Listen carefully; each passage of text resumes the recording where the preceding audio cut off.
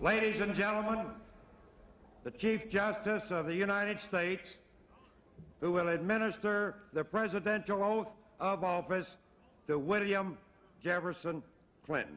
Chief Justice.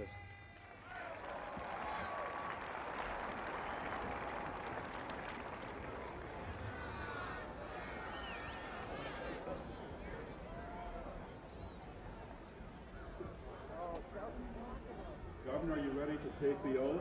I am. Will you please raise your right hand and repeat after me? I, William Jefferson Clinton, do solemnly swear. I, William Jefferson Clinton, do solemnly swear that I will faithfully execute the office of President of the United States. that I will faithfully execute the office of President of the United States And will to the best of my ability and will, to the best of my ability, preserve, protect, and defend the Constitution of the United States. preserve, protect, and defend the Constitution of the United States. So help me God. So help me God. Congratulations.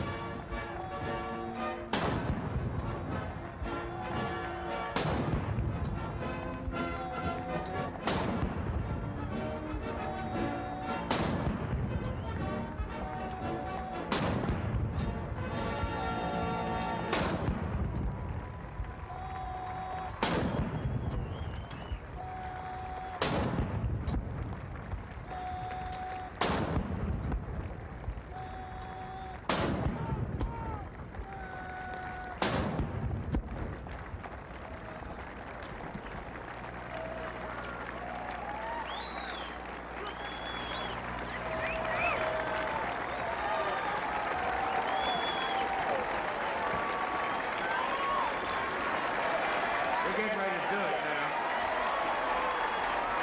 Ladies and gentlemen, the President of the United States of America, William Jefferson Clinton.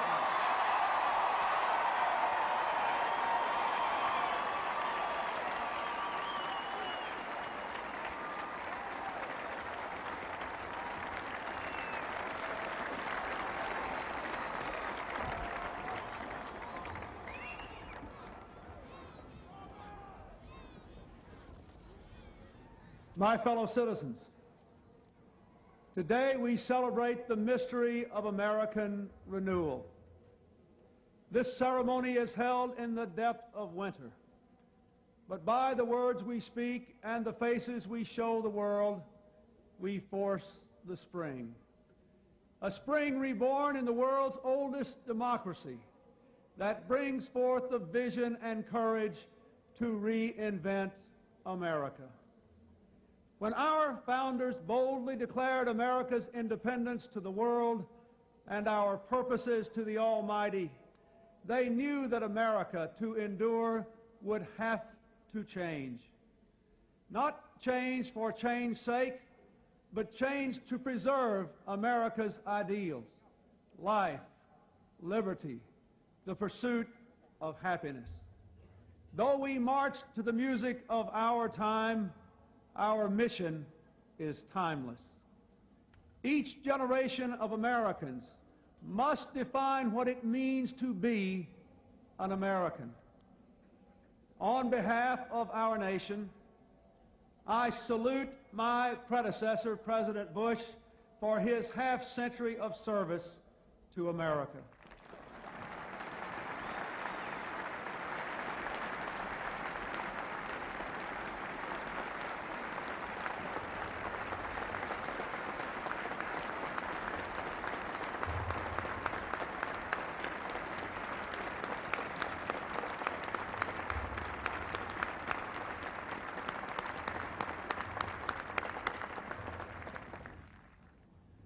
And I thank the millions of men and women whose steadfastness and sacrifice triumphed over depression, fascism, and communism. Today, a generation raised in the shadows of the Cold War assumes new responsibilities in a world warmed by the sunshine of freedom, but threatened still by ancient hatreds and new plagues. Raised in unrivaled prosperity, we inherit an economy that is still the world's strongest, but is weakened by business failures, stagnant wages, increasing inequality, and deep divisions among our own people. When George Washington first took the oath I have just sworn to uphold, news traveled slowly across the land by horseback and across the ocean by boat. Now the sights and sounds of this ceremony are broadcast instantaneously to billions around the world. Communications and commerce are global. Investment is mobile. Technology is almost magical. And ambition for a better life is now universal. We earn our livelihood in America today in peaceful competition with people all across the earth. Profound and powerful forces are shaking and remaking our world. And the urgent question of our time is whether we can make change our friend and not our enemy.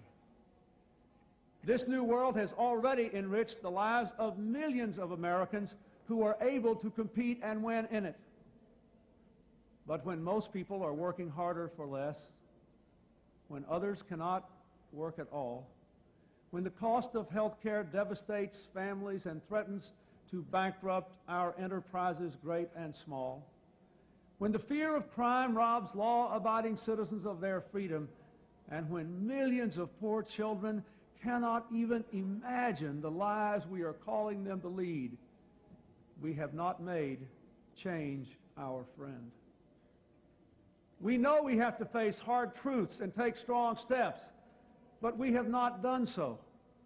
Instead, we have drifted, and that drifting has eroded our resources, fractured our economy, and shaken our confidence. Though our challenges are fearsome, so are our strengths. Americans have ever been a restless, questing, hopeful people, and we must bring to our task today the vision and will of those who came before us. From our revolution to the Civil War, to the Great Depression, to the Civil Rights Movement, our people have always mustered the determination to construct from these crises the pillars of our history. Thomas Jefferson believed that to preserve the very foundations of our nation, we would need dramatic change from time to time. Well, my fellow Americans, this is our time. Let us embrace it.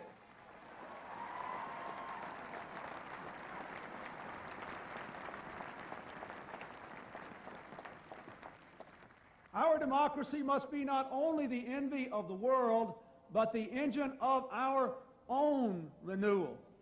There is nothing wrong with America that cannot be cured by what is right with America.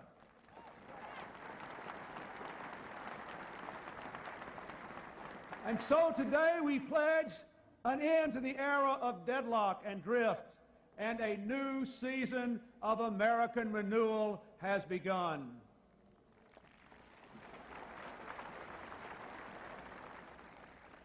To renew America, we must be bold. We must do what no generation has had to do before. We must invest more in our own people, in their jobs, and in their future, and at the same time cut our massive debt. And we must do so in a world in which we must compete for every opportunity. It will not be easy. It will require sacrifice. But it can be done, and done fairly. Not choosing sacrifice for its own sake, but for our own sake. We must provide for our nation the way a family provides for its children. Our founders saw themselves in the light of posterity. We can do no less. Anyone who has ever watched a child's eyes wander into sleep knows what posterity is. Posterity is the world to come, the world for whom we hold our ideals, from whom we have borrowed our planet, and to whom we bear sacred responsibility. We must do what America does best, offer more opportunity to all, and demand more responsibility from all.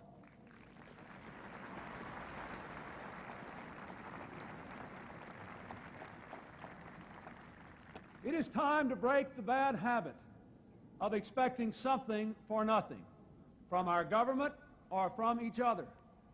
Let us all take more responsibilities, not only for ourselves and our families, but for our communities and our country. To renew America, we must revitalize our democracy. This beautiful capital, like every capital since the dawn of civilization, is often a place of intrigue and calculation. Powerful people maneuver for position and worry endlessly about who is in and who is out, who is up and who is down, forgetting those people whose toil and sweat sends us here and pays our way.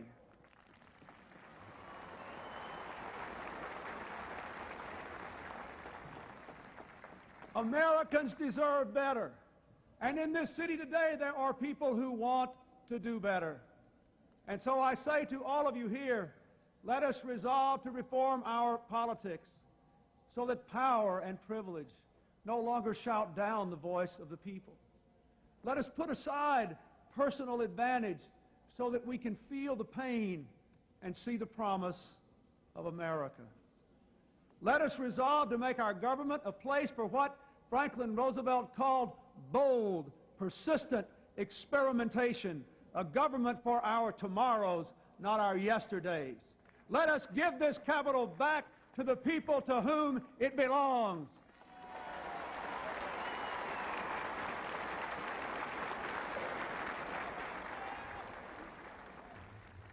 To renew America, we must meet challenges abroad as well as at home.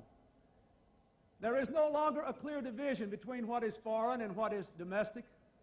The world economy, the world environment, the world AIDS crisis, the world arms race, they affect us all. Today, as an old order passes, the new world is more free but less stable. Communism's collapse has called forth old animosities and new dangers. Clearly, America must continue to lead the world we did so much to make.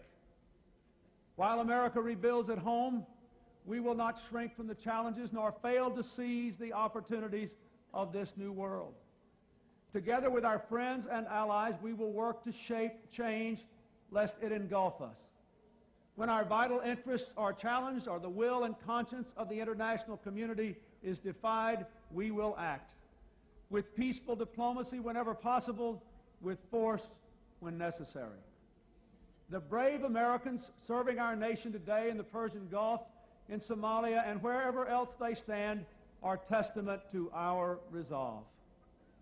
But our greatest strength is the power of our ideas, which are still new in many lands. Across the world, we see them embraced and we rejoice. Our hopes, our hearts, our hands are with those on every continent who are building democracy and freedom. Their cause is America's cause. The American people have summoned the change we celebrate today. You have raised your voices in an unmistakable chorus. You have cast your votes in historic numbers, and you have changed the face of Congress, the presidency, and the political process itself. Yes, you, my fellow Americans, have forced the spring. Now we must do the work the season demands. To that work I now turn with all the authority of my office. I ask the Congress to join with me. But no president, no Congress, no government can undertake this mission alone. My fellow Americans, you too must play your part in our renewal. I challenge a new generation of young Americans to a season of service, to act on your idealism by helping troubled children, keeping company with those in need, reconnecting our torn communities. There is so much to be done. Enough indeed for millions of others who are still young in spirit to give of themselves in service too. In serving, we recognize a simple but powerful truth. We need each other, and we must care for one another. Today, we do more than celebrate America.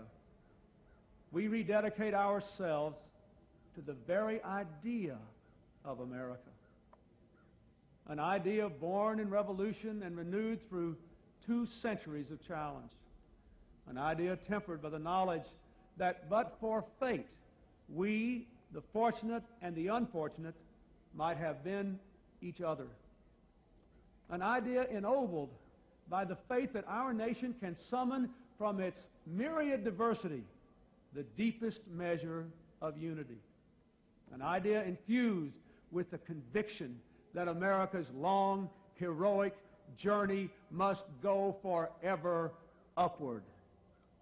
And so, my fellow Americans, as we stand at the edge of the 21st century, let us begin anew with energy and hope, with faith and discipline, and let us work until our work is done. The Scripture says, and let us not be weary in well-doing, for in due season we shall reap if we faint not. From this joyful mountaintop of celebration, we hear a call to service in the valley. We have heard the trumpets. We have changed the guard. And now, each in our own way, and with God's help, we must answer the call. Thank you, and God bless you all.